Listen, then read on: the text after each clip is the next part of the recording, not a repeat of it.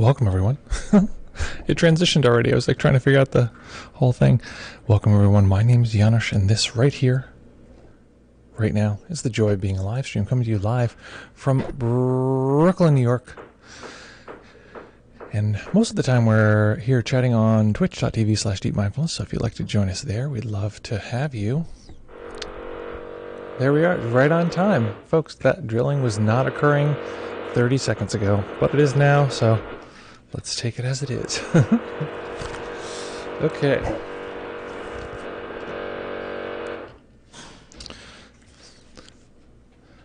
What if we were from a world where we never got to hear any sound like that, and that was just the sign that everything was going really well? So, folks, welcome, welcome. Good to see folks trickling in. Let's see here. Beep, boop, boop, boop. Okay, so how is everybody doing? What's going on? What's new? What's the haps? What is going on here? Hello, Tom. Good to see you. Glad you're joining us here. It's going to be Freestyle Fridays. We're going to be playing around, having a little fun. And folks, I want you to know, last time we did a meditation, we did it on Don't Know Mind. And that was fun. I had a good time. And what is interesting to me is that I realized that happened because a student asked a question in one of the classes and said, yeah, I felt very confused by this thing, and there's a lot of confusion in the meditation. And I realized, well, it seems like there's some need to cultivate a relationship to Don't Know Mind. So if people ask questions in particular, it ends up will take quite a bit of time to see if I can answer those questions. I get a lot of different questions, but if I can't answer them in the form of words or that kind of thing, it's best to answer them in terms of guidance, actual guided meditation. So let's take a peek here. So folks, we're going to be jumping in. Oh, good. Tom is ready for the meditation. Me too, boy. Today we're going to have our lovely serenade. The amazing thing is that, what's it called? Ooh, server video. So the amazing thing is that you can, with some simple tech, you can take this right out of the audio recording. So the recordings that we have in our library have none of this sound.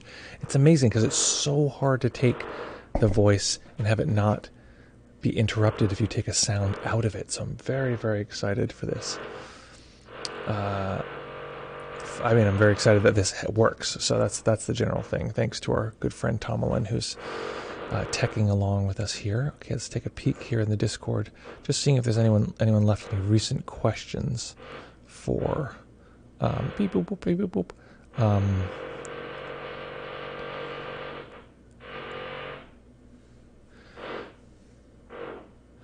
Okay, Nightcrawler asked a question, and we'll get to this. This is a great question. Is it possible for the mind to accept, I want to see, mind to accept chronic loneliness and constant ostracization? I'm going to let this person know. I'm going to answer this on the,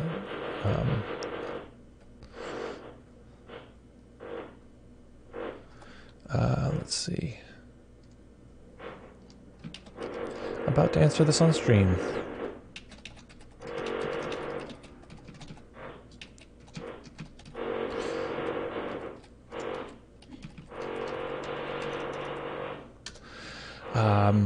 Awesome. Let's see here. Nick is saying Friday vibes at the office. Won't be meditation while driving home.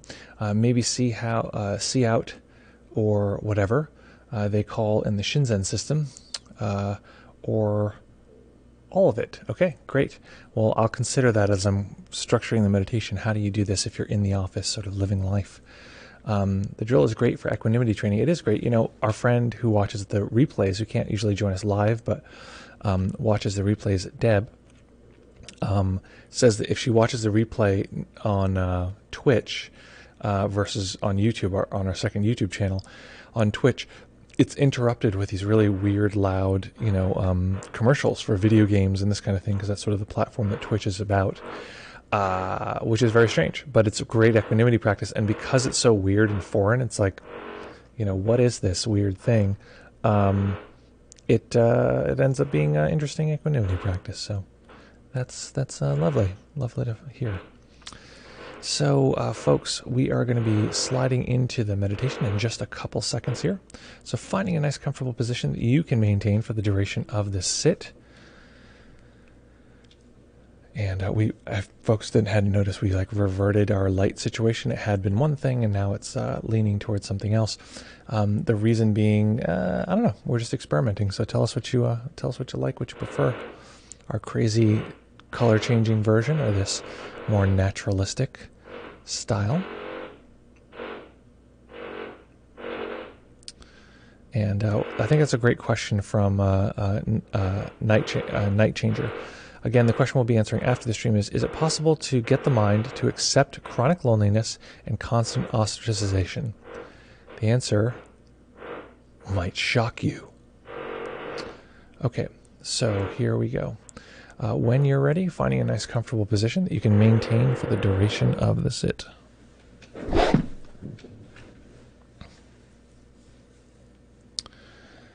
And when you're ready, ooh, looks like it's silent for now. It's going to burst in as soon as the meditation starts.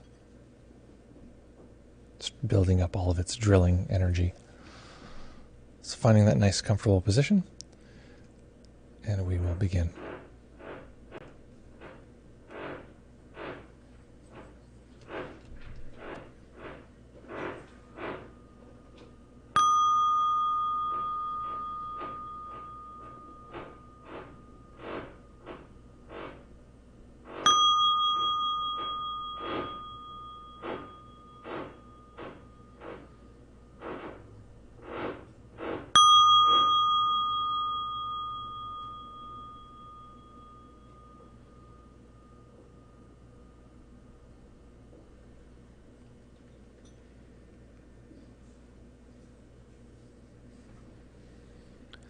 Beginning by allowing the body to breathe in, just feeling the body rise and fall.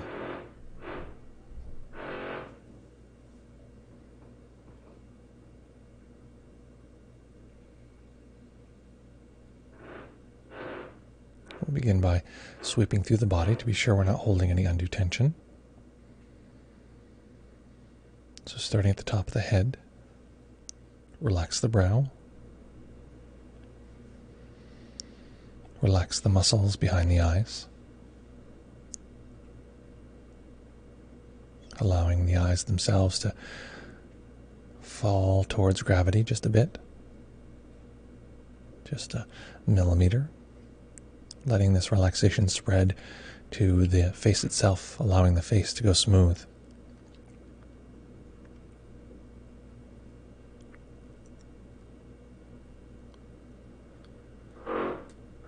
Allowing this relaxation to spread to the back of the jaw, the back of the tongue, allowing the jaw to go slack. No need to hold it closed.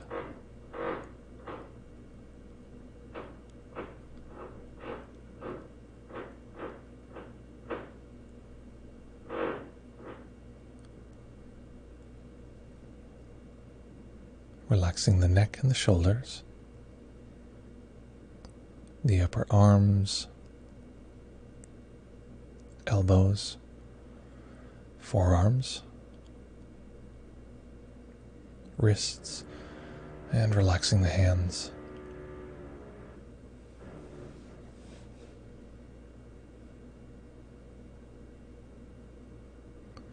Tuning into the weight of the hands, the experience of pressure as the hands rest.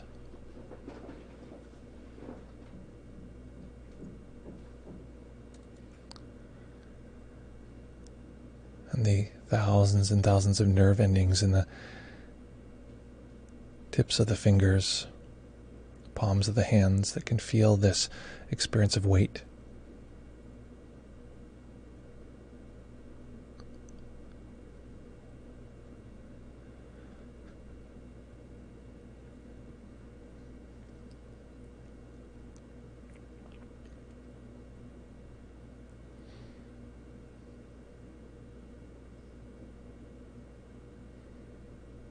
letting go of any attempt to control the breath, just letting the body breathe as it will. And noticing the natural tightening and relaxing of the upper chest and upper back as the breath comes and goes.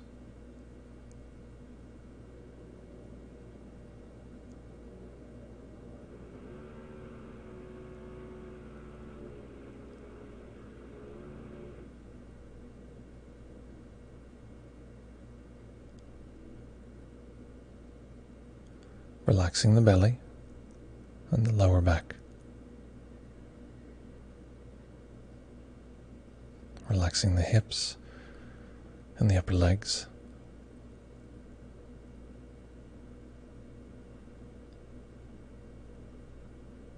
The knees and calves.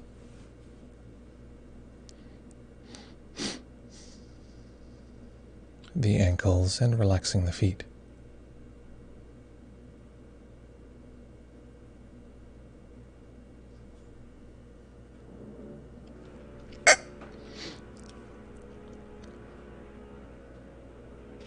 And tuning into relaxation throughout the entire body.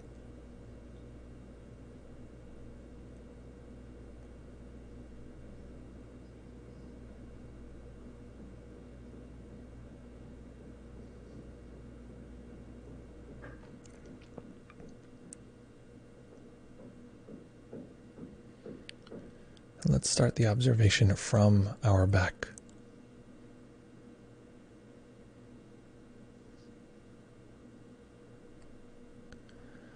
So observing relaxing sensation in general, but we're starting from the position of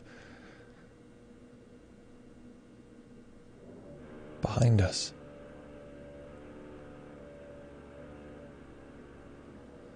And in particular, the lower back.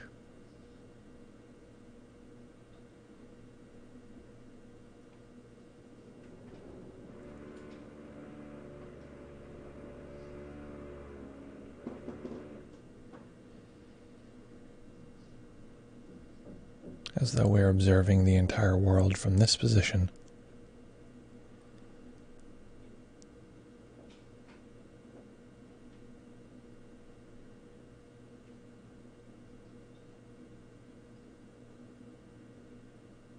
This can seem strange, the mind trying to move from its usual location somewhere in the head or in the upper part of the torso.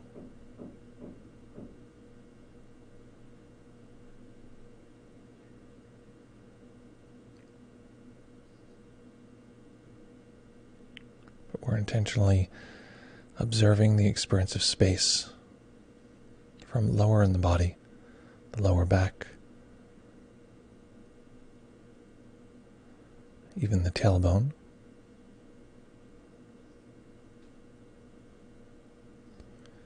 And rather than us looking down at it, it's as though the tailbone and the lower back is actually looking up at us.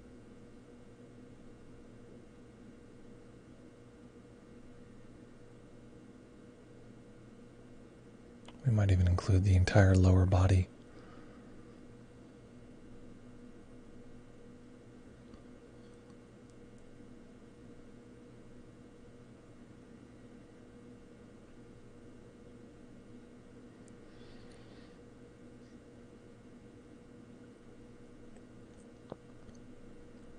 And doing this, we may notice that could be easy for some, but for many it's going to be experientially confusing.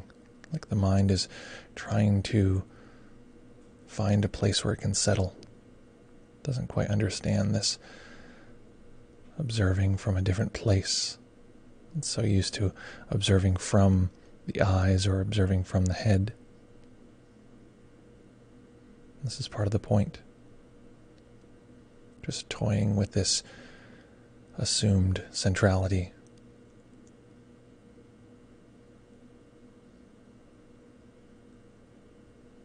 If we try to use our attention,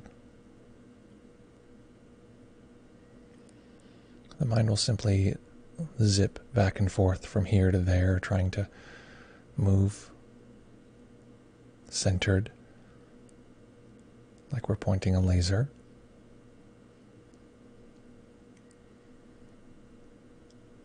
There'll be a lot of jumpiness. But if we use our awareness, awareness cares much less about location, so the zoomed out experience of simply knowing what's occurring,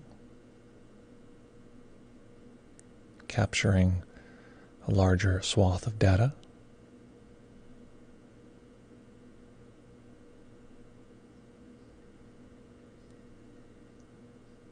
we'll notice that the process smooths out.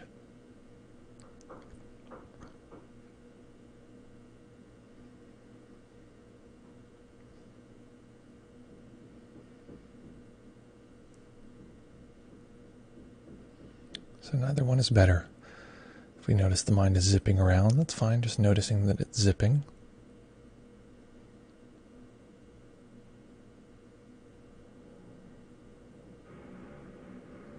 One thing we could do, if that's the case, is try to observe the experience of all of the places that it zips. The lower body, the upper body. Observe them all together. This will tend to nudge us towards an awareness.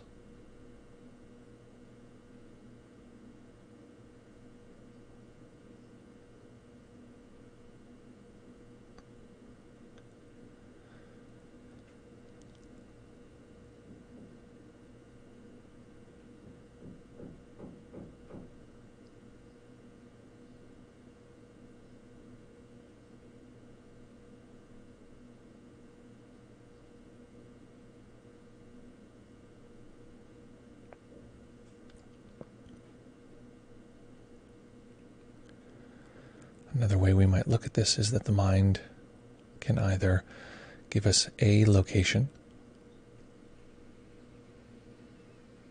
around which the entire world is centered, or it can show us all location. All of these places together. And if there's one location, no real center, just a generalized experience, the awareness of the material.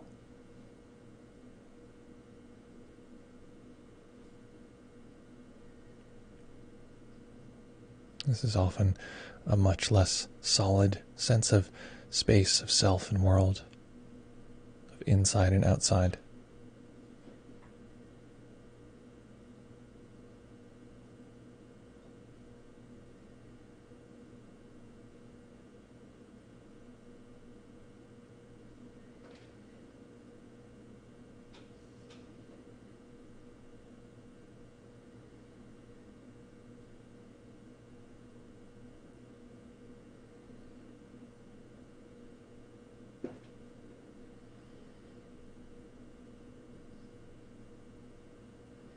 So taking a moment to simply explore the different qualities of these experiences. Often the mind will judge one as being better than the other. In various ways, one feels more stable, more easily to locate the world from, against.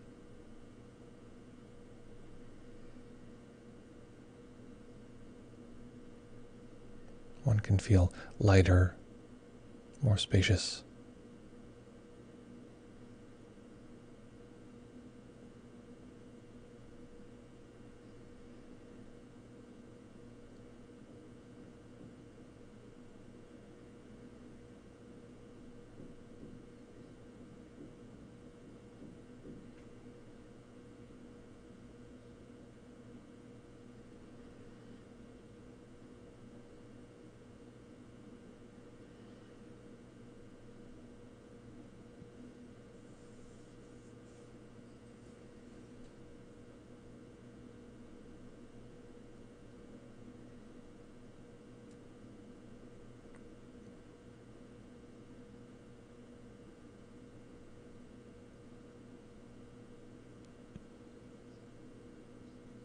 Now we're going to make a shift.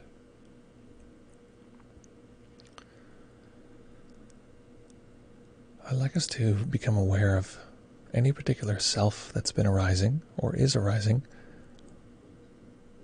that's been challenged, that's experienced reality as difficult.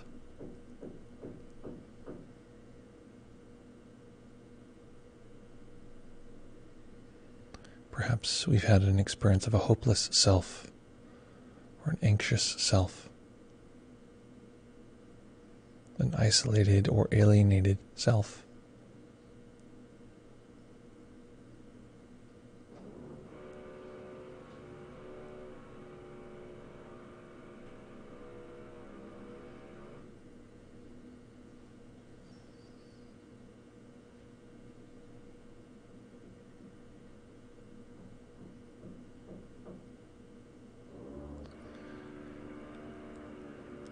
And let's begin by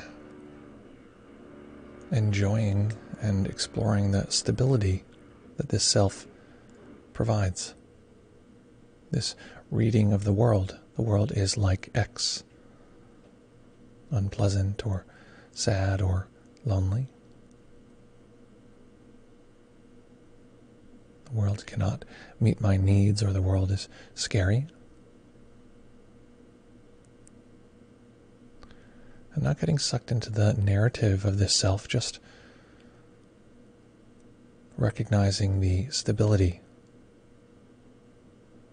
There's a part of us that can rest in this experience.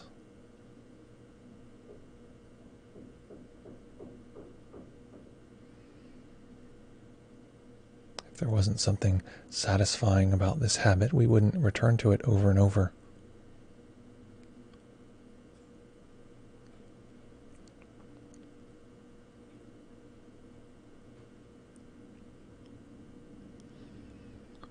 So acknowledging and soaking into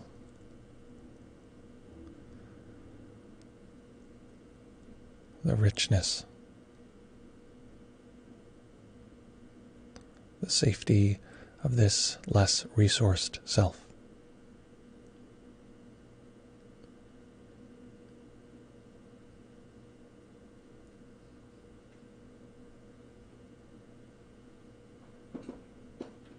And then settling in, feel free to move or adjust the body.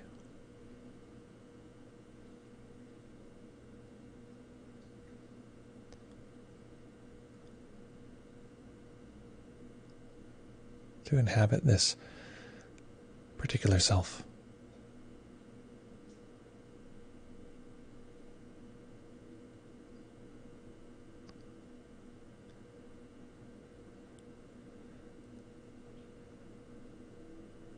Sometimes the body wants to come into a particular posture, given that we're dealing with a variety of emotions.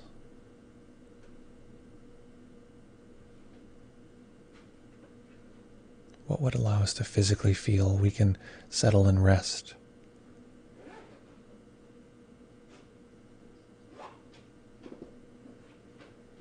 Into this less resourced self.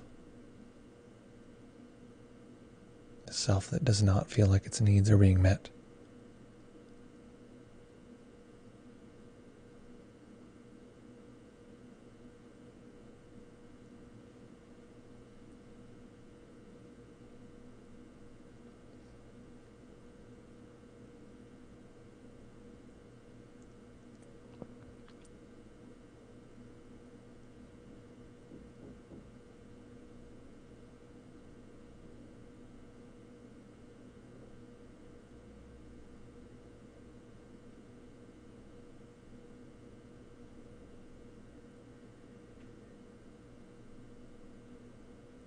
And this settling in, this resting in this self is a large part of the process of allowing this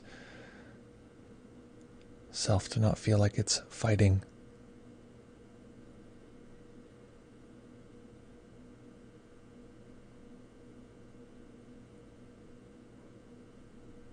And so without falling out of this settled experience,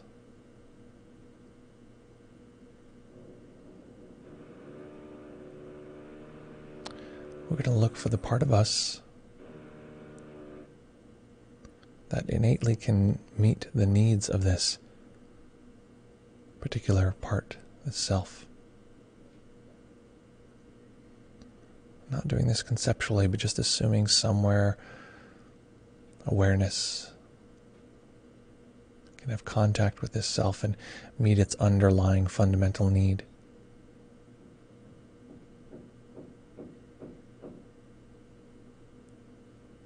The process we did around resting in this self is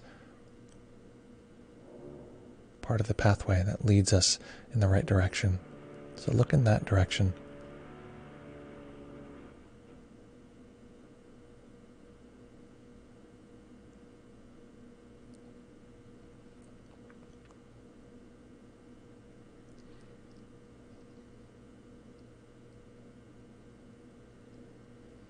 Look for contact with this knowing of awareness, a kindness that's possible as a human being.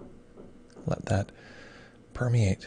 Let that be part of the atmosphere as this self is allowed to exist.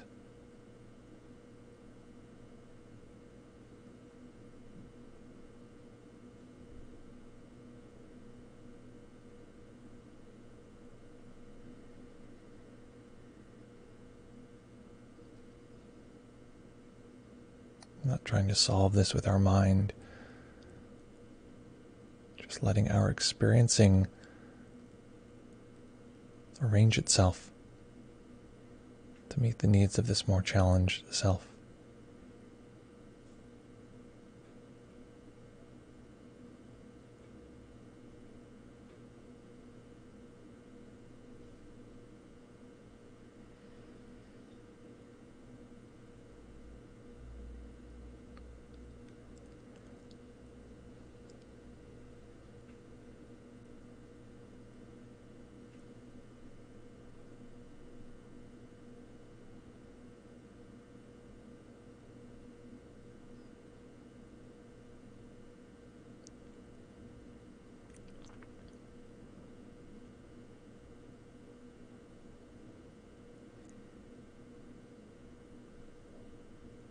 And just remaining here, part of us resting in the comfort and stability that this less resourced self provides.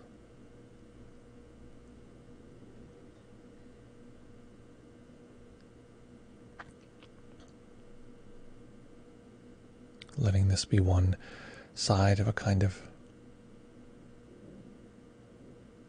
equanimity Oreo cookie. The side that allows a rest in the self to be a kind of refuge.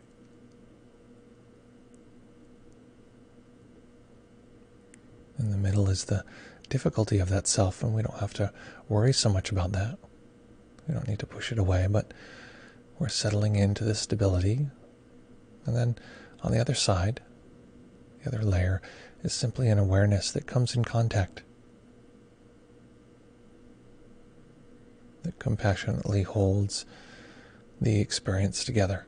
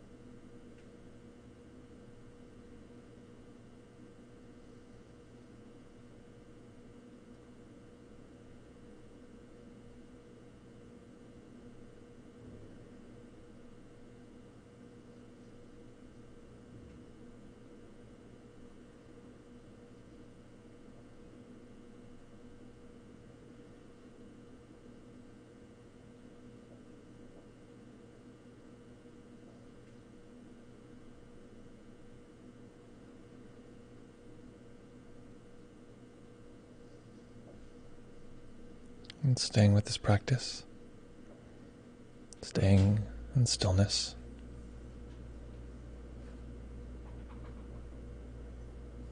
Allowing a tiny bit of light to enter the eyes.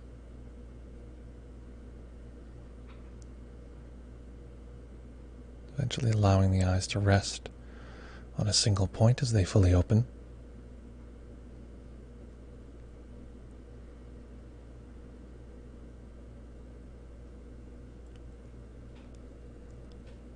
Taking a few comfortable deep breaths. Feeling the body rise and fall.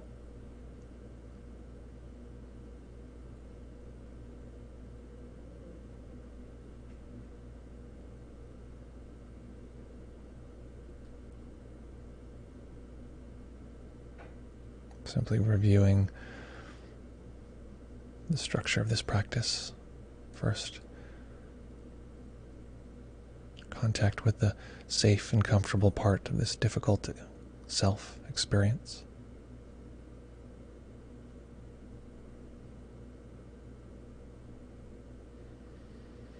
Allowing the difficult self to be there, and then the awareness which encompasses, comes in contact, meets the need of the self simply by letting it be known.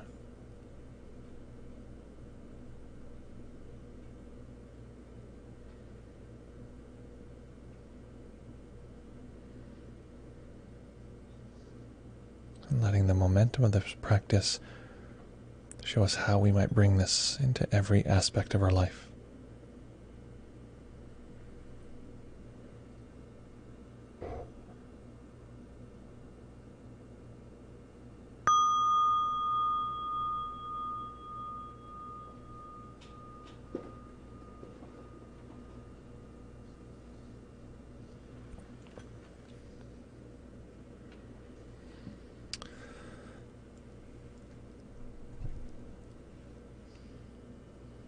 Okay. Well, that was fun. For me. What was that like for others? What happened? And what do you like now?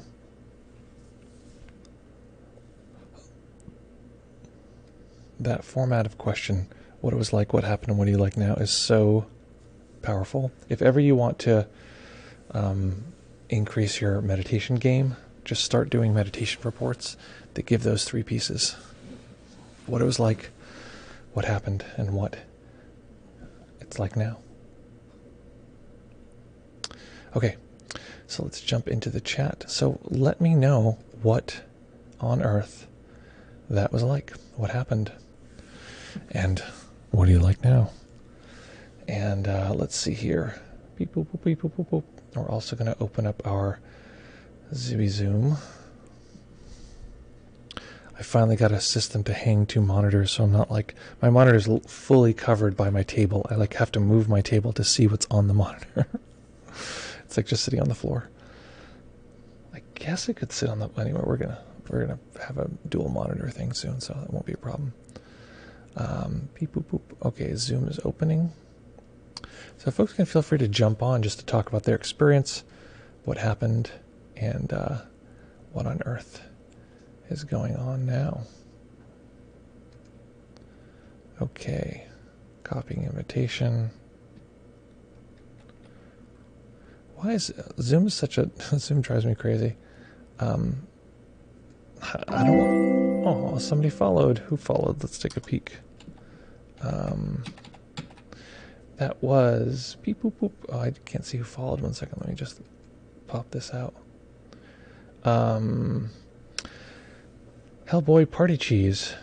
Did you answer the question of about loneliness? Not yet. We are going to answer that in a moment. But I just who followed? Somebody let me know in the chat who followed, because I missed it, and I can, my thing is set up to, it only sees it on screen for a second. I can find it, but it just takes forever. Let me know who followed. I want to say thank you. If it was you, then hey, thank you. We're going to answer that exact question about loneliness. And oh, Hellboy Party Cheese, welcome. Nice to have you here. Okay, let's see. Jamler says, feeling concentrated, felt the energy of desire inside me during the meditation, which was interesting. Well, that is interesting. Tom Frickhammer says, the meditation was a bit of an answer to the question, no? Listen, buddy, you're way ahead of the game here. So basically, it is a bit of an answer to the question.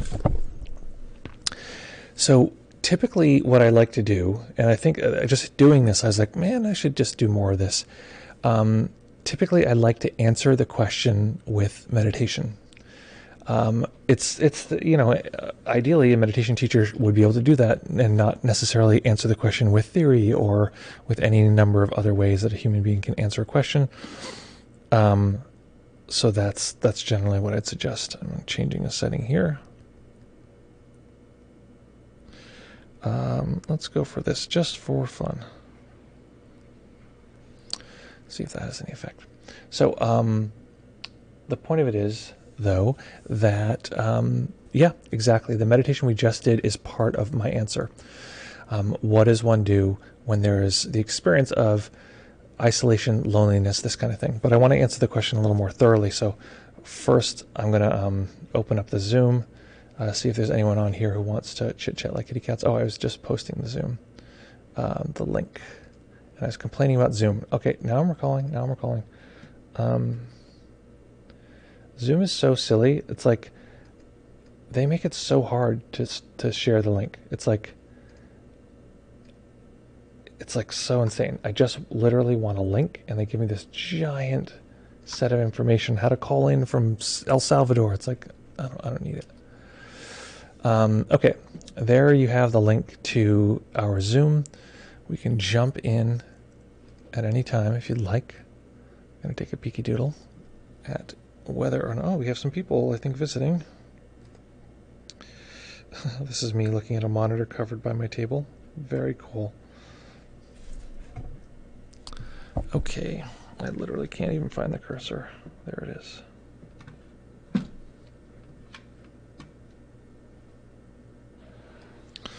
Okay, let's take a peek here. Some folks waiting to jump in. Stream Curious. Okay, we're going to have you jump in here. Welcome to the Zoom. I don't see you. Which camera? No, I don't want that camera. I'll use this camera. I don't see you, but hey, maybe you don't want to be seen. Okay, there you are. Oh, it looks like you're not visible. Okay, and I also currently cannot hear you. So I want to do a little audio check. Unmute yourself, and we'll check the audio, make sure that you're audible.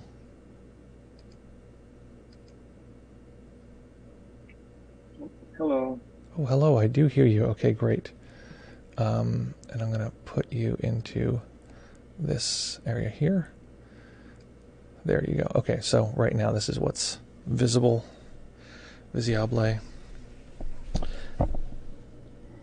Oh, P.S. Someone called me out for using the term boomer, and given how many like weird troubles I was having with technology. If folks don't know, it doesn't actually literally mean the generation of people who are considered boomers. Great generation. Someone was pointing out these folks are the folks who brought us hallucinogens and, you know, all of the great music in the 60s and, you know, permanent revolution and fighting wars and as like, you know, pushing against the, you know, the system at large. So, you know, let's you know, be cautious. But Stream Curious, welcome. How are you?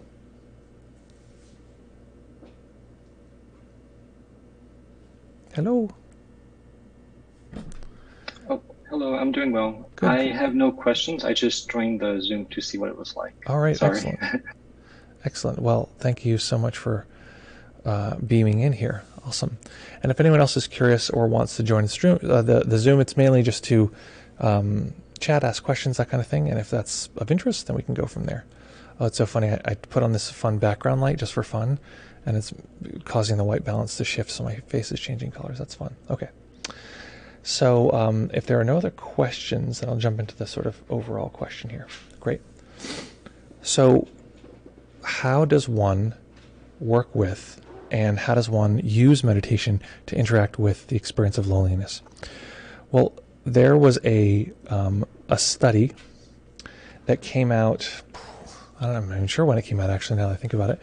But there was a study that was looking over, it was a meta study looking over all these different studies and seeing if they could pinpoint the indicators of heart disease. What are the indicators? Is it body mass index? Is it general metabolism? Is it all of these different things? What could they look at that would indicate the highest likelihood of people dying early from heart disease?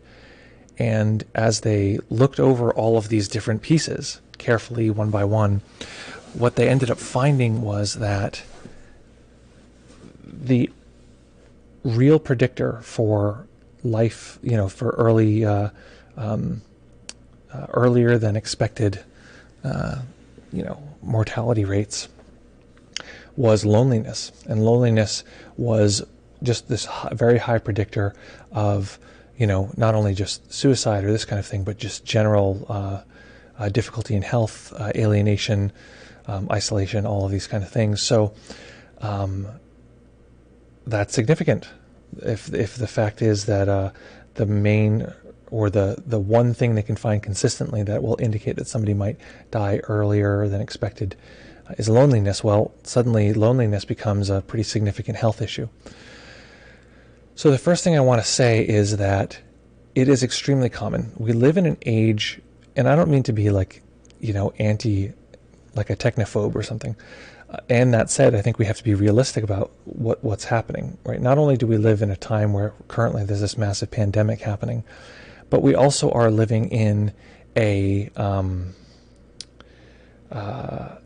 time when our entire system is geared towards, filling certain needs at the expense of other needs. So one of the main needs that it talks about, filling is our desire, the need to get things we want.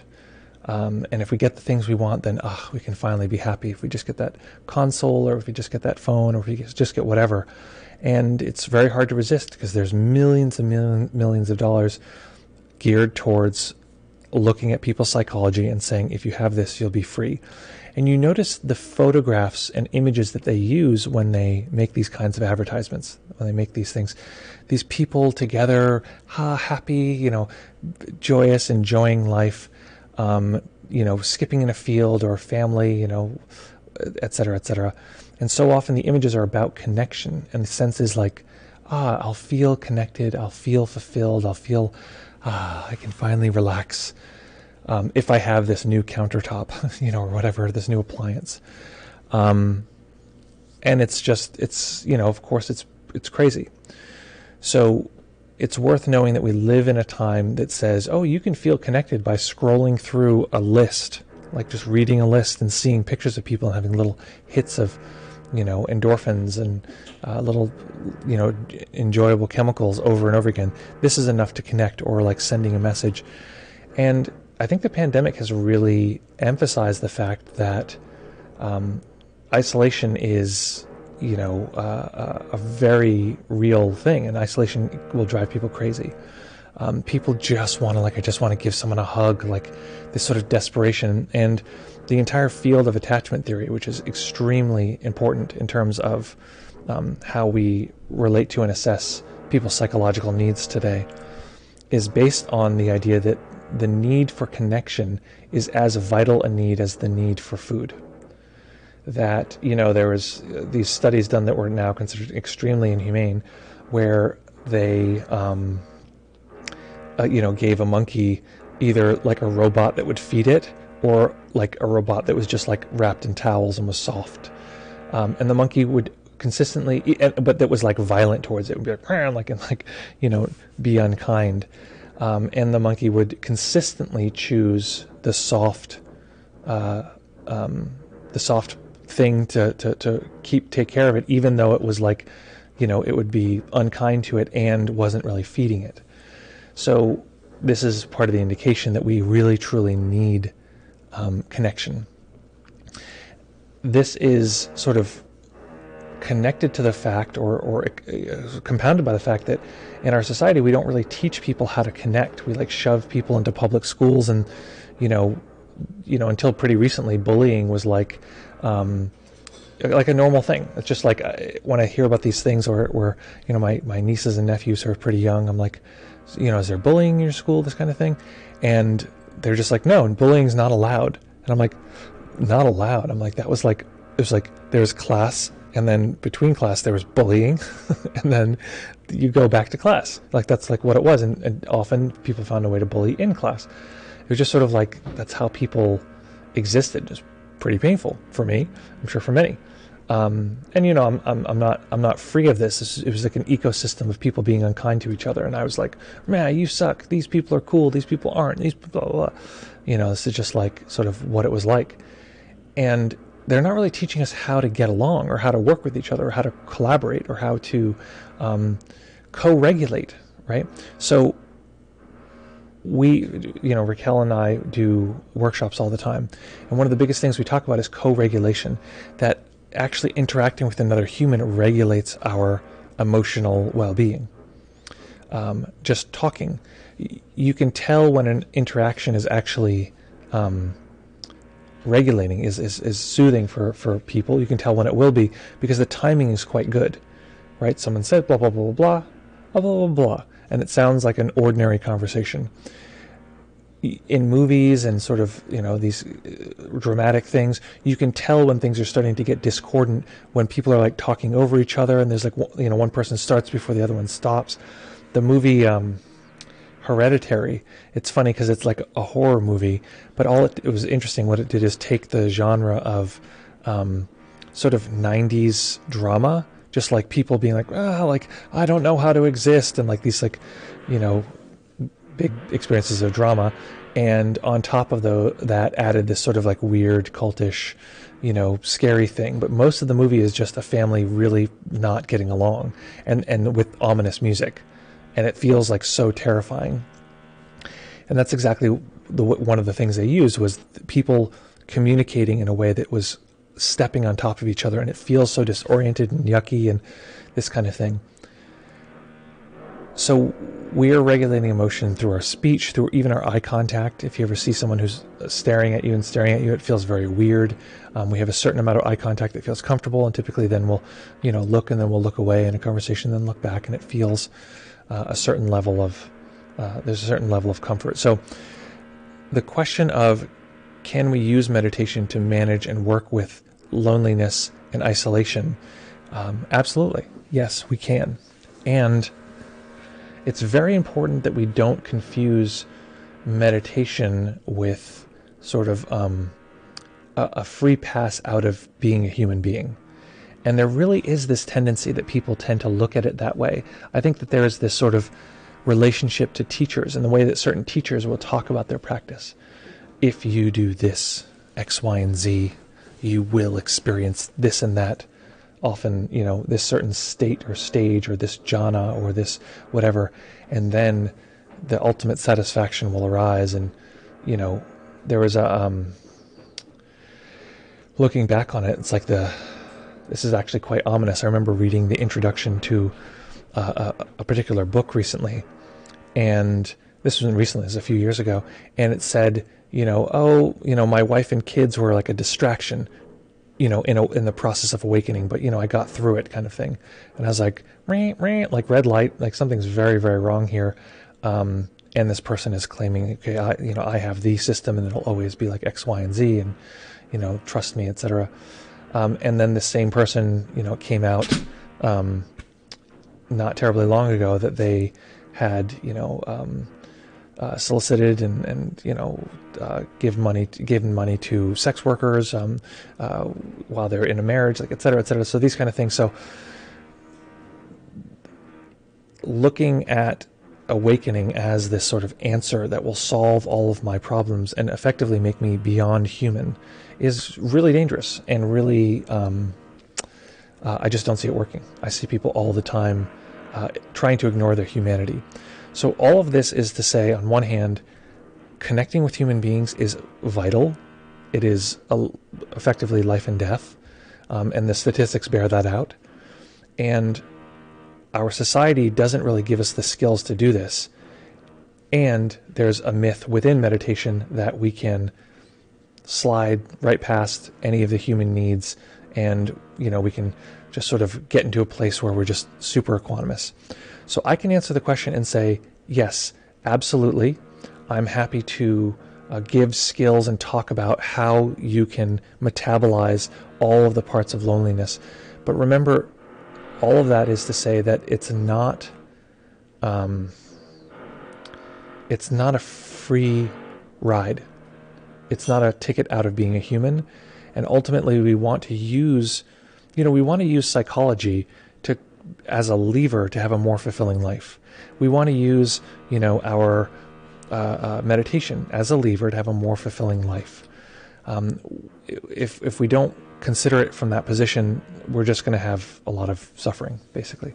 So on one hand, we want to look at exactly, what are the things that we need in order to connect? Well, getting good at human skills, getting good at interacting, getting good at, being of support of other people, listening to other people, getting good at the timing of being in a group of people, and when they're talking, getting a sense of, what is that? When is a nice time to jump in versus, myself, I grew up in a small town, and I don't have the best, social skills. This is just a general fact of my life. And I had to learn at some point, not to, okay, I have something that I think is very interesting. I'm just going to talk and talk. And, the group of people that I'm in, like, you're now hostage to me, sort of like speaking.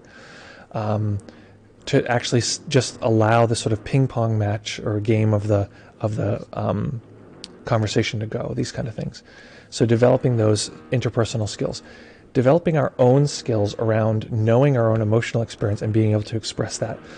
This all comes from a question somebody asked, which was about, is it possible to accept chronic loneliness and constant ostracization? This was Night Charger asked this question, Night Changer. And that's brave. Saying that out loud is so uncommon, and most people won't do that. And it's a generational thing, especially people who tend to have biological male bodies.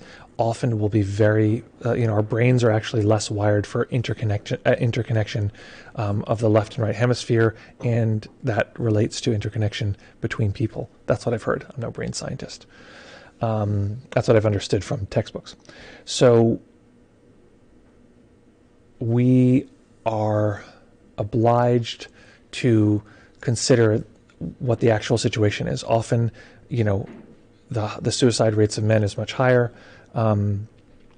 We have a lower tendency of being able to connect with other people. I've heard before this,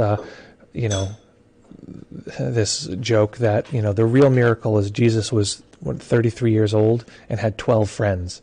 That's to me, that's accurate. I have a few friends, and I don't need to have an army of friends. Really, a few is good. But to recognize that those relationships, which take a long time to cultivate, they're really important. They're really important. So, okay, just 1 second. Raquel's making some water. I'm trying to... Okay, so those things are really important. On the meditation side, okay, those are all the warnings that we need to take care for those things, and we can use lots of great meditation tools in order to create a lever so that we can know ourselves, we can know the world. One is getting to know our own internal landscape. If you can, look for skills to learn emotional experiencing. What is your emotional experience right now in your body? Where are the emotions? What's occurring? We don't want to create the impression that you should feel any one thing or another. However, if you get sensitive enough, you can notice the emotions that are present. Even now, you can notice what emotions are occurring in your hand. Right now, I can detect emotions: throat, chest, hands, face, legs, feet. I can notice different emotions occurring, and it's a skill that you can develop. We can talk about how to develop that skill, but that's one thing, is to develop the skill of emotional acuity to know what's going on. On top of that, you want to develop the skill of being able to communicate those emotions. Okay, this is what's happening. Even if you don't know the name of it, there's this emotion that's here. Describe it to people that you know. Even get feedback and have them say, this is what it sounds like to me. Those kind of things. Also to develop general equanimity skills. So this is the skill of just whatever's happening is happening. That is what's occurring, and that's natural. What that is not is just stuffing down our experiences. So if we feel chronically lonely and isolated, well, that's pretty significant. We're going to want to address that probably off the cushion and probably with a professional. I work with a therapist who I see. Actually, right now we're only going once a week, but for a while I was going twice a week. And I think loneliness, even though I have people around me who support me, etc., is something that's come up over the years many times. And one of the things that I've had to do over time is to deconstruct those thought patterns. A few things. One is to recognize when there's mental audio, to label, okay, here for mental audio. If there's any visual activation, any sense of space closing in, or it's a sense of isolation, often there's a sort of spatial distance that feels like it's present. That is a great example of see-in, of mental imagery. To notice the see-in experience of that, to notice the feel-in, where are the emotions physically in the body that indicate this sort of experience of loneliness, of isolation. And to try to break the thought patterns that perpetuate it. Because isolation, loneliness, helplessness, which often comes along with that, is a kind of feedback loop that if it's left unchecked, its only answer is suicide. It's so alienating, and it just says there's no point. Why would I even do this, et cetera, et cetera. More and more that it discounts everyone around us. Well, I mean, you might even have had this experience now watching this. It might be saying, oh yeah, sure, there are some people I can connect with, but they don't really count. Or yeah, I connect with them, but it's really, it's annoying or frustrating or sort of, it drives me crazy. And that's part of the discounting mind that is part of a hopeless mind that will discount anything that works. So I might be listing these meditations and the mind might be like, yeah, that's sort of okay, but it's just, that doesn't count. So noticing that as a feature of a hopeless or discounting helpless mind. Deconstructing in terms of see, hear, and feel is one technique. Developing equanimity practices in general is another technique. My personal interest right now is around what we call the multiple self model, what Raquel and I are calling the multiple self model. And what's worthwhile is just recognizing that we have these various parts within us. Some part feels helpless, some part feels like it's fighting the world, or some part feels like it's isolated, these kind of things. And to first recognize that this is natural. It's natural to feel lonely. I mean, given all the circumstances that are happening right now, that's natural, right? Given the physiology of different people's bodies, half of our society is more likely to be, less, wired, less. Half of our society is not wired for connection, or less so than the other half. We have a lot of cultural forces. So of course, yeah, loneliness is natural, to recognize that. To also recognize that that part is just part of us. And any one of these particular parts, any one of these selves, can't see the whole view. They just, by their nature, they see part of reality, but they do not see all of reality. And that is very dangerous, because that self can tell us, oh, this is what all of reality is like. Awareness, especially if we cultivate a kind awareness, sort of awareness charge a little +1 of compassion. Doesn't need to be a lot. In fact, the less is almost the better. Just a touch is really, really strong and powerful. That kind awareness can navigate all those parts. It can see and zoom out and say, yes, I see. Of course you're lonely. Of course there's isolation and alienation. The practice that we did today was one where we found the part of that self that feels alienated or isolated, and looked for the aspect of that that actually is comforting, because we wouldn't return to that habit of self or that part if it wasn't giving us some benefit. So noticing the parts of that are actually working, because the underlying need of that self that feels alienated or isolated is wholesome. It's just how is it executed? What actions does it take, which is where it becomes very problematic. What thought patterns does it produce, or these kind of things. So tuning into the part of that that is settling. Ah, what a relief. This self is just so stable. It's so sure of its view of the world, right? We don't have to believe its view of the world, but it does feel so stable in a certain way. So feeling the comfort of that stability, and at the same time meeting that with the kind awareness of just knowing that experience, and the two coming together. In the middle is the yucky feel, the sort of, here's the problem of reality, letting the two sort of wrap that experience of self, and starting to recognize that we have within us the resources to meet the needs of that particular self. If you haven't noticed, or if you don't know already, the multiple self model has a very close correlation to what's called internal family systems therapy. And if you can find contact with an internal family systems therapist, that would be very good in general. I'm a huge advocate of that right now. Also, a book called The Body Keeps the Score goes over a number of different modalities of therapy that are really good for this kind of thing. And often it's worth noting that this difficulty that we've developed with connecting with other people is often born out of some degree of either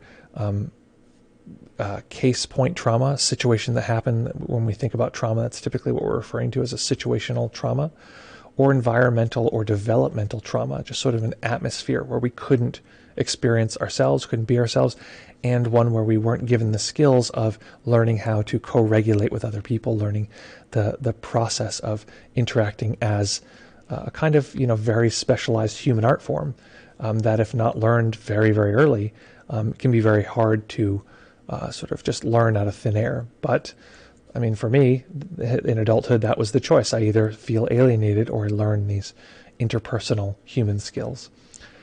So that's the spectrum of things that I would broadly suggest as a workaround for this intense experience of loneliness.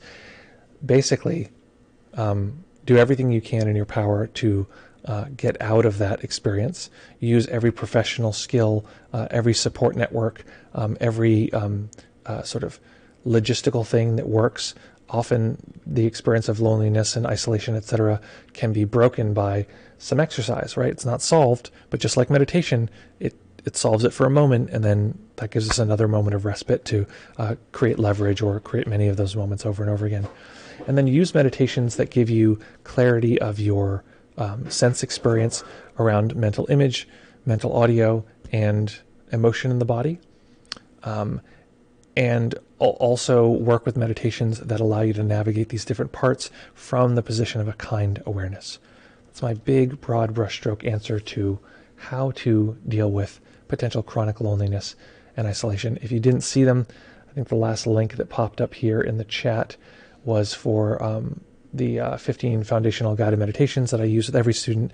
And in that is the exact meditations I described related to our sensory experience of seeing, hearing, and feeling, deconstructing that way. I will also put in the chat here our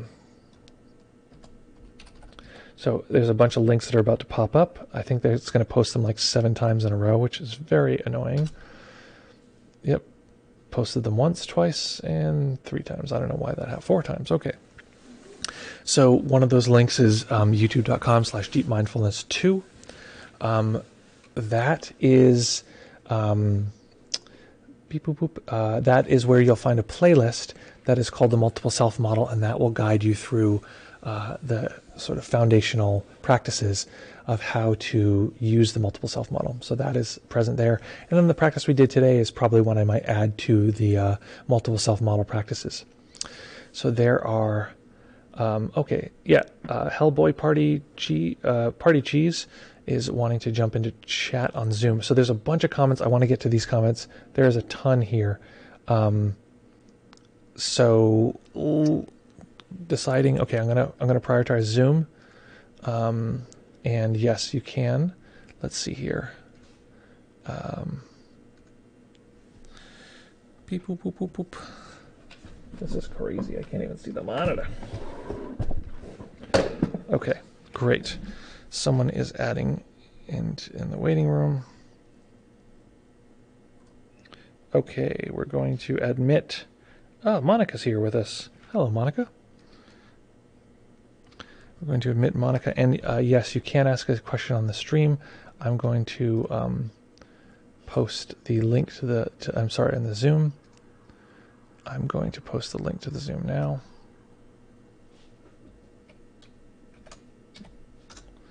There is the Zoom. So if you want to jump on here, let's see. Monica's here with us on Zoom as well as Stream Curious. Yeah, if you want to jump on, we can have you, you can ask your question. It's Moritz, not Monica. Oh, I'm so sorry. It's so small on the screen. Okay, and it looks like we can't see you at this point. Yeah, that's right. Oh, that's okay. If you prefer not be seen, then that's fine too. In the middle of a workout. Don't sure. worry. No sweat. Let me just locate the okay. So and just so folks know, just to monitor your own self-disclosure in terms of your name and that kind of thing, because the name will be displayed on the screen. It's not a big deal, but okay. So yes, please. How might I be helpful?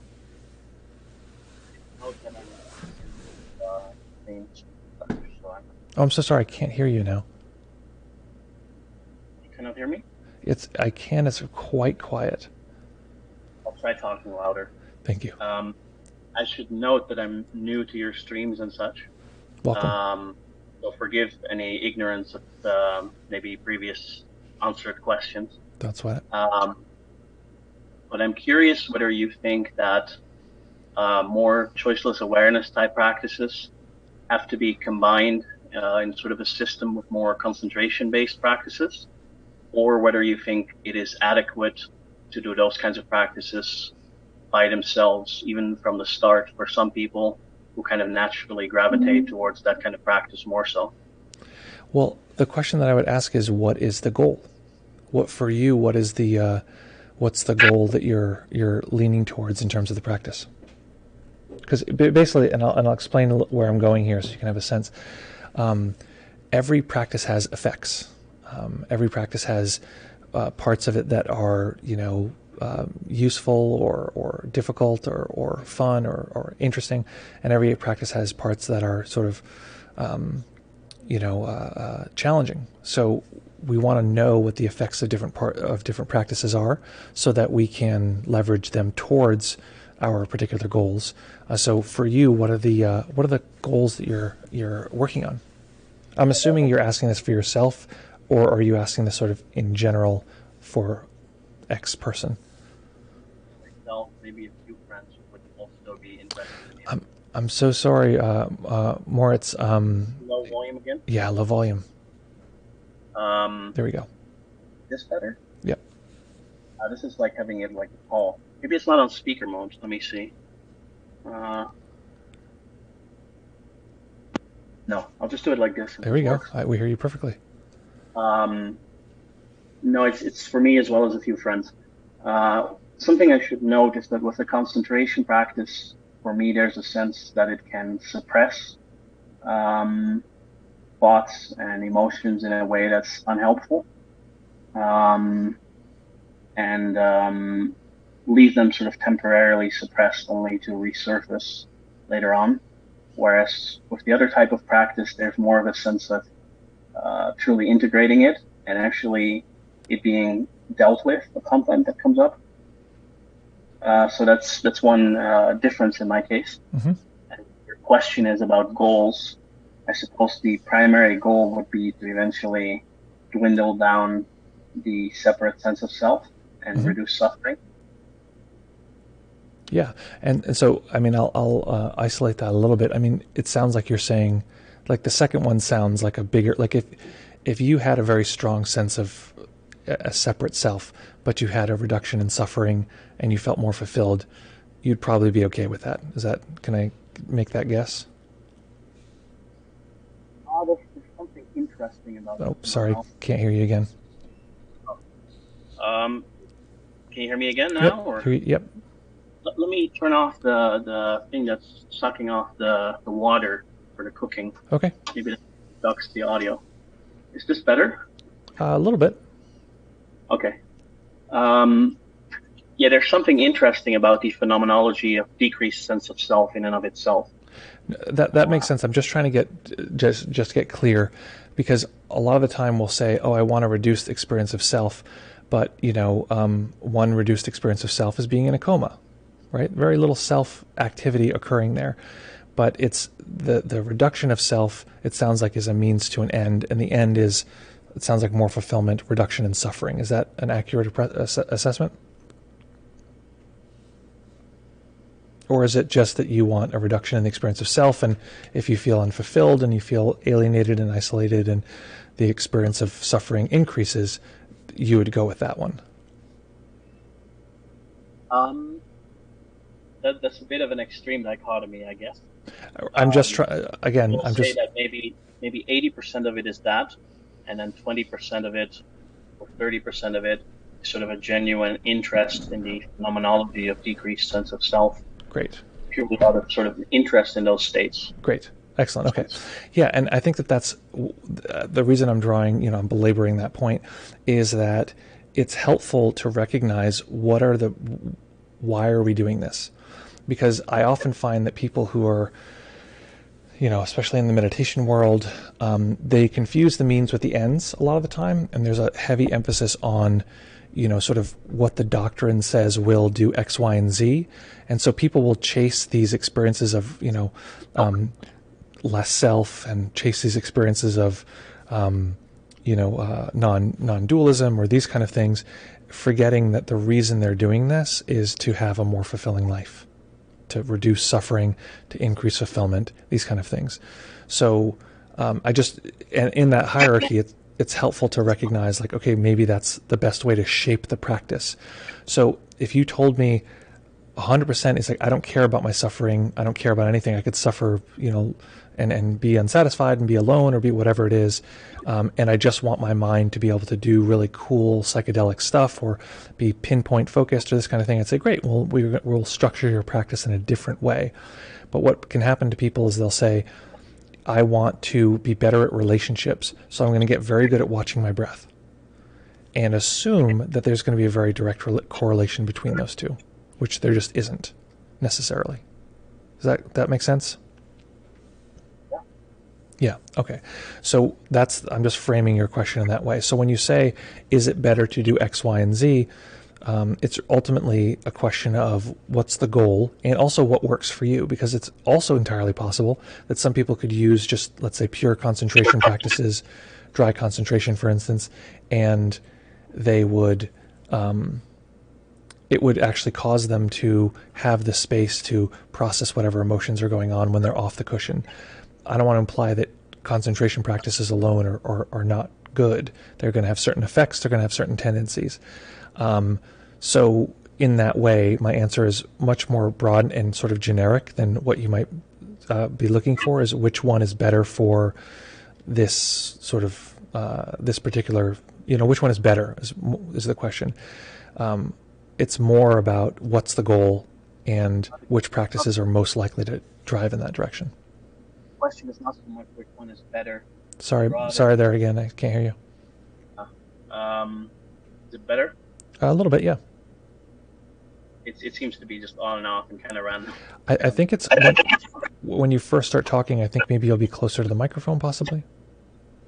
No, there's no difference. Okay. Different distances from the microphone, and it doesn't really seem to make a difference. The question wasn't so much which one is better, but more so whether you think for some people it's appropriate to do only, in this case specifically, only more choiceless awareness type practices. Mm-hmm. Maybe for other people, only concentration practices, because I kind of feel that might be more likely to be problematic, but might be individual. And it also might be that some people at this point in their life aren't working on things that are affected by the question. I think that in the question I hear a couple things. Sometimes you hear folks say, hey, this thing I'm doing is working and it's having these effects for me. Is that okay, or is that acceptable, or is that sort of an acceptable route to take? And the sort of very broad answer is like the best meditation to do is the one that works. So if a more choiceless awareness practice is working for you, especially given your goal and your various goals, then that's excellent. I would highly recommend that. Yeah, I mean that's the broadest way I could answer that question. For you specifically, we'd probably have to get into a little more detail. Yeah, I suppose I would extend it with whether you think that it sort of runs into the ground eventually and progress stops, unless there's specific concentration practice to perhaps assist it, and in a way, or whether you think that is not really necessary from what you've seen in speaking to people. Yeah, I mean, I would have to say, if I were going to be completely honest, we don't. First, we don't have the data. Oh, thanks so much. We got Hung Min 7. Thank you so much for following. We don't have the data. Basically, everyone is going to talk from their own experience, and almost universally, and it's this totally chronic problem in meditation, where one teacher finds something that works really well for them. They talk about it from their own point of view, and they say, hey, this works really well. And they say often in one way or another, this is the one true way, and if you do it my way, it's going to work perfectly every time. And all the people who that doesn't work for, they go and they say, oh, this doesn't work for me, and they just leave. And so the person is left with a group of people who agree with them and who this system works for. And they get more and more evidence that their system and their way is just number one.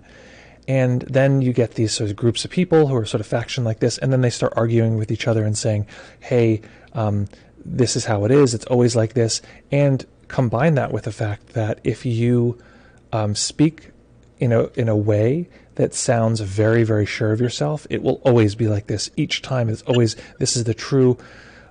You get people who are interested in your material who are also tend to be less independently minded, let's say, and they say, okay, great, and they like the feeling of that sort of voice of authority, and there's nothing actually technically wrong with that, especially if the person is wholesome and that kind of thing. But so what ends up happening is that there's these factions of people arguing, my system's the best, here's the reasons why my system is good, and here's the reason why this person's system is bad. And if you compare these two, you have a perfect, like, Fox News version of reality where me good, them bad, so who are you going to go with?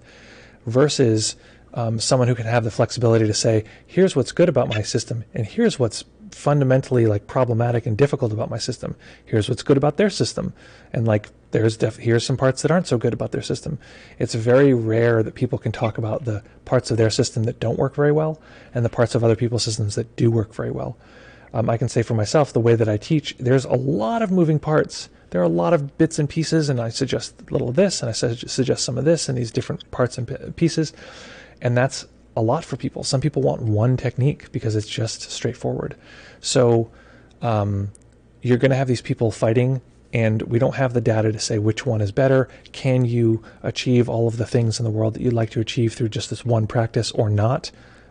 Honestly, we can't say. So really, the way that I look at it, we need to find what works for us. We need to find the teachers whose voice we can hear and who they can hear us, that it's not like a one-way thing, and it's not an experience where every time we bring something that's different than what the teacher's saying, they just in some way or another just sort of crush what we're saying. Yeah, that's sort of a ridiculous question. We'll just answer this other one over here. In general, we want to avoid that unless that's what we need at any given point. So does that clarify? I know I'm talking in such broad brushstrokes that it might seem like it might not be useful, but I'm trying to be as honest as possible. Yeah, I suppose your short version of the answer is you don't know, and it's probably highly individual. Some people want towards more of a set of various practices, whereas others really like the idea of doing one practice, which would be very much me, essentially. Yeah, absolutely. That's exactly right. And I can say, and that's like just to lay the ground and say, okay, this is honestly what I would say. And that said, if I were to create a general approach that I think would work for most people, this is going to sound like I'm contradicting myself. This is when I work with people, this is what I do. I start out saying, hey, let's get all of our skills in place. Let's get very good at watching our different sensory experiences. Let's get very good at knowing the different parts of the mind, knowing the way they interact with each other, this kind of thing. Let's get very good at knowing the intensity levels of these different experiences, knowing how they interact. and let's get very clear on the direction we want to go and shape our practices and how we practice in life to move in that particular direction. That's like central for me. That's 100% of the way that I work with people. And that's different than what I said. I don't just sit down with people like, hey, listen, whatever works, man, whatever. I start out and it's very skill-oriented, but it's a variety of skills. Once people have that language acquisition, once we have that kind of fluidity of these different parts, then we say, what do you want to do? We can just do anything at all and go in any direction you want. But until that point, I tend to think that it would be ideal for people to get a bunch of skills to get clear on how these different parts relate, to get clear on their sensory experience. And sometimes if people are very into, let's say, open awareness, like you're describing, it can feel very strange to sort of isolate and say, okay, where is emotion in the body? What is the emotional experience? What's happening? Or, any other sort of deconstructive practice.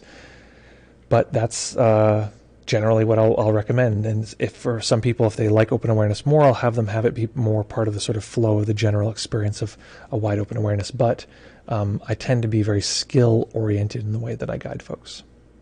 I think in my case, that sort of automatically happens. Like some of those sub practices, they sort of occur without me setting the intent to practice like that. Absolutely. Yeah. And that's why typically I don't say, okay, you have to do X. You want to do an assessment. Like, right now, can you tell what emotions are occurring in your body? Right. That's a good assessment to tell whether someone has sensory clarity around emotion. Right now, can you see, this one's more complex, right? Can you observe the mind packaging raw sense data into a narrative experience of self and world, to the point, and so that's part one, and then can you do that to the point where that narrative experience of self and world breaks down, like live, right? So those are skills. Those are just skills you can directly work on. And for me, that's a lot of what it is actually narrowing down to like specific granular detail like that. And then from there, a person has a ton of flexibility to sort of jump any direction they want. That's actually a lot of what I described just now is what the upcoming course, the Progress of Shinsight course, which is going to be, 2 weeks from now is launching. I should put a link for that up. That is what that's focused on. So yeah, awesome. Let me get to these. I want to jump into some of these comments because we had a lot of comments in the chat. Loritz, thank you so much for joining here on Zoom. Appreciate you asking your question. And please follow up. Let us know how things are going and how that discussion unfolds. If you want to continue the conversation off stream, we will be on on our Discord, which I will pop into the chat right now. This is our link for our Discord. Okay, awesome. Thank you so much. Okay, we're going to go back here. There's plenty to talk about here. Beep, boop, boop, beep, boop, boop, boop. Veritable Vagabond says, godly meditation. How are you so good at freestyling? That's very funny. The embarrassing thing is that back in the 2000s, I had a very short-lived, very, unambitious rap career with my friends from high school. And we would freestyle. And freestyling is very, very hard to do. Actual verbal freestyling is incredible. You have to shut off. It's really interesting if you ever want to try. If you can get past the embarrassment, to shut off the part of your mind that is editing and just have the part that's creative and have it rhyme. It's so insane. Okay, so Hellboy Party Cheese was just saying, can I join on Zoom? What practices increase sensory clarity? So Veritable Vagabond, the 15 meditations that I put in the chat are what I use as the sort of foundational set of meditations for developing sensory clarity. And Shinzen Young system in general is very high on developing sensory clarity. The course, that I didn't put in the chat yet.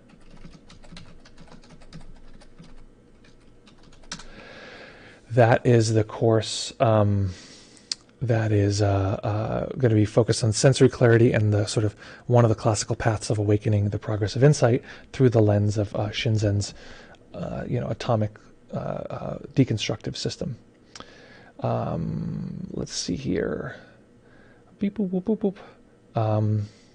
My mind was quite cloudy today. Now my body sensation and mind is more calm and collected. That's from Tom. Thank you so much. I'm so glad to hear that. Let's see. Beep, boop, boop, boop. Down here. Stream Curious says, if we're on the topic of Chiladasa, here's an interview where he talks about how he learned late in life the limitations of awakening to solve behavior and emotional problems, and how awakening even gave him the tools to ignore, spiritually bypass such issues. That's intense. That's great. Take a look at that. That sounds really interesting. I think that's pre sort of some of the stuff we're talking about. Let's see. Okay, Veritable Vagabond says, I want stream entry. Should I do concentration before choiceless awareness? Okay, so there is another question. I want stream entry. That's a goal. Here's what I would do, and this is what I do with everyone that I'm working with who is who I'm working with one-on-one, and they say, I want awakening. The first thing that I do, and this is also on our website,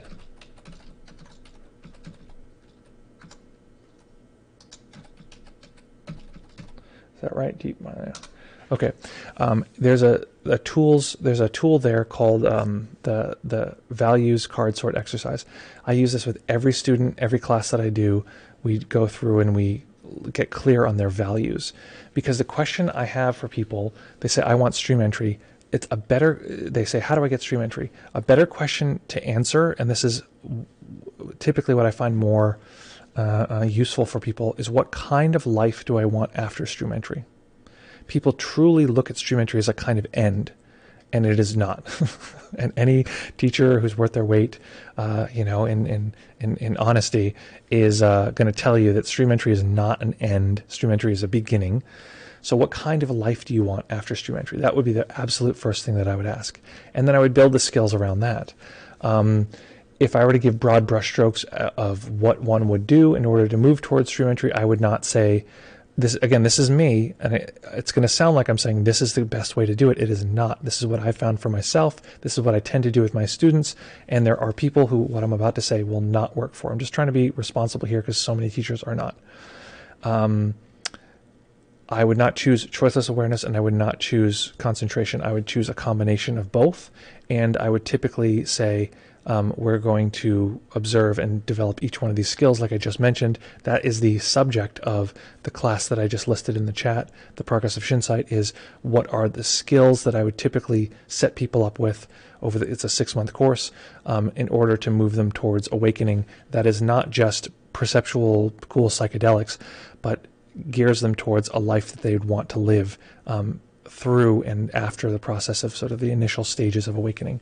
And learning how to meditate in every aspect of their life. When people ask a question like, what should I do for meditation, concentration, or choiceless awareness? I don't think that's a bad route to take, as my knee starts to hurt. I don't think that's a bad route to take, either one of those routes. However, especially because people put them as like there's these two practices that you would do, and this is the route to get there. And so many people seem to speak so confidently that that is the route to get there, that it seems like, yes, of course, I would choose one of these. My question is, well, here's what I would say. Awakening is a numbers game.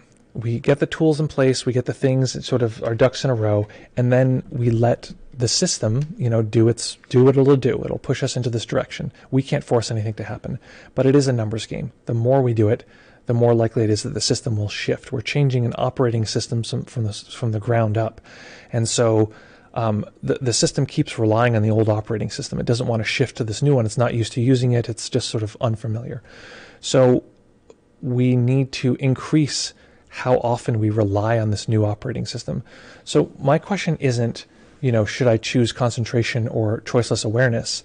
Because also those are weird, the definitions of those are very, very widely, not misunderstood, but disagreed on. What I would say, if someone says, if I want stream entry, how do I practice while I'm talking to another person?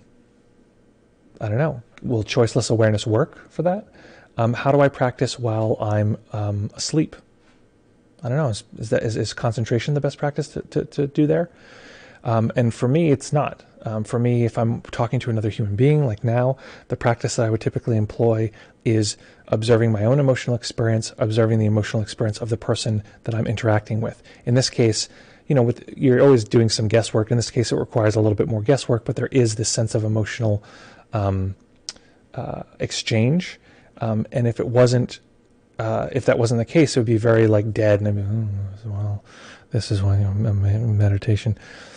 But I feel a sense of emotional exchange occurring, and so that's what I typically am paying attention to, which is just as good of an object. Any object is a doorway to awakening if you know how to use it well. So typically that's my question. If you want stream entry, I'm typically going to ask someone, how do you meditate, when you're cleaning your home? What do you do? What technique do you use? And that's generally what I'm going to that's my very rough answer there. I notice you have a few more comments here. Just going down, Hung Min says, mate, I need some help. My astronomical tax has gone under par to the elusive sacrum. What shall I do?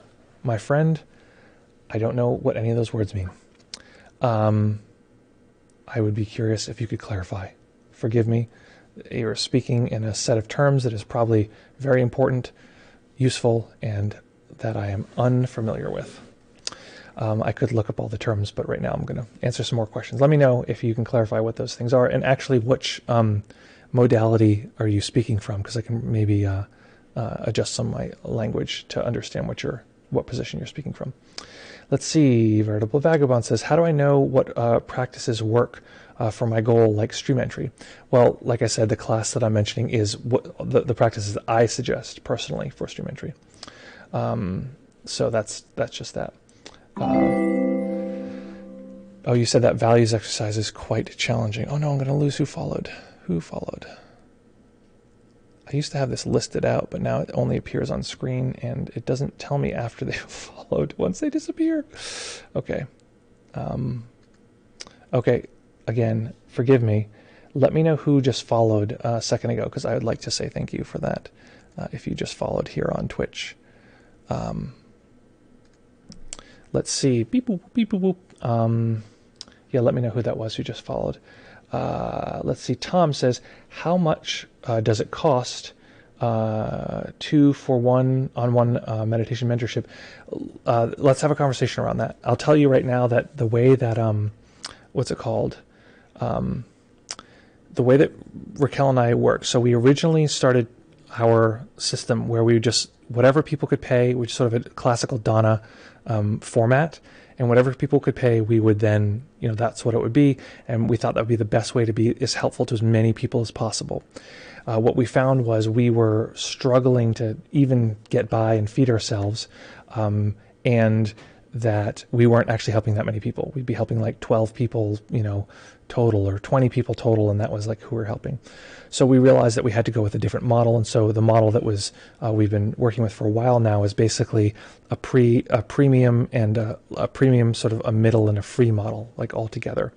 And so what happens is that the one-on-one work is the premium work. We, you designate a time on our calendar where we're going to be there for you. We work with you very directly, and that costs more than everything else. The courses are as low as we can go, and of course there's scholarship for that kind of thing. And then there's free content like this. And so we try to do, basically the people who are paying the premium are making this possible. There's no way I could devote this much of my time given what comes in from the stream is a total loss of money. It costs to host things. It costs like all these different parts and pieces to make this run correctly. We recently had a microphone problem. We had to get a new microphone, this kind of thing. And so it's just a total loss of money. But the reason we're able to have that loss of money is the people who are part of the ecosystem of our community who are willing to pay that premium. So if you're interested in mentorship, send me an email. You can either do that through our website, or you can just do it directly.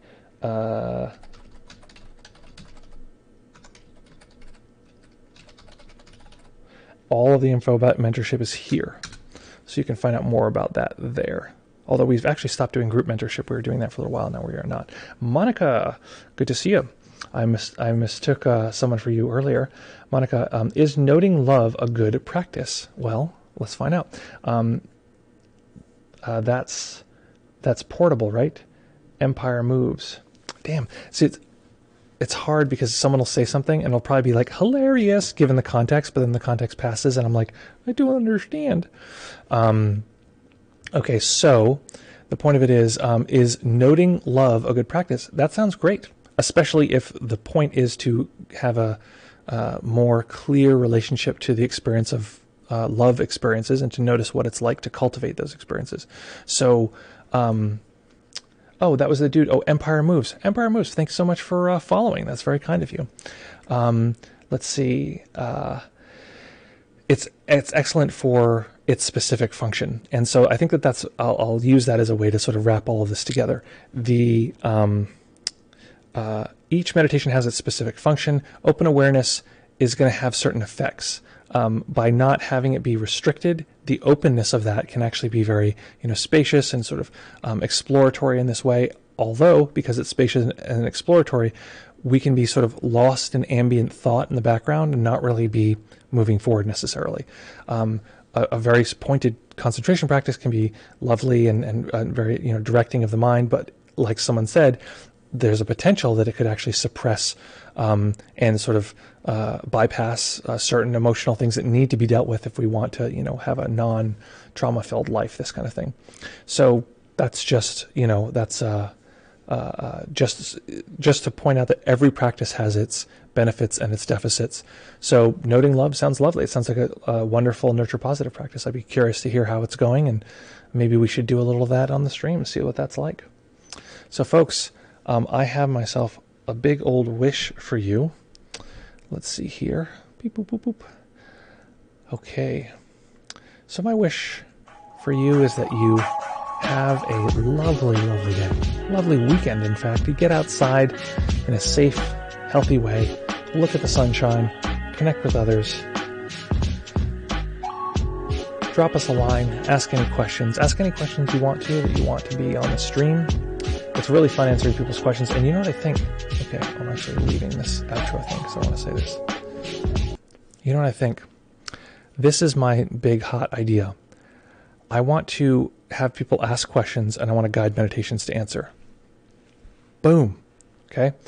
Especially on the freestyle days when we're doing, made up meditations, basically, because that is, if people don't know, the meditation we did today, I made up. We'd never done that before. I was just feeling out sort of where I was and answering this question about loneliness. So, we have a follow from the Lexi Hart. Thank you so much, the Lexi Hart. So if people ask questions on Discord, there's a section there that says questions for stream. And let's see here. Questions for stream, and I think what we'll start doing is trying, if somebody asks a question, I'll try to answer it through meditation. So any question you have, ideally, it's something a question you have, not some question that's sort of floating out there in the world, like, what is doth? I'll try to answer that through meditation. That'd be a curious question to answer through meditation. What is doth? So again, folks, my wish for you is to have a lovely day. Ask any questions you have.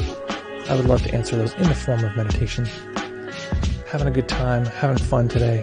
Folks, as always, lovely to see you. Please take care of each other, take care of yourself. Have fun, stay connected. I really look forward to seeing you all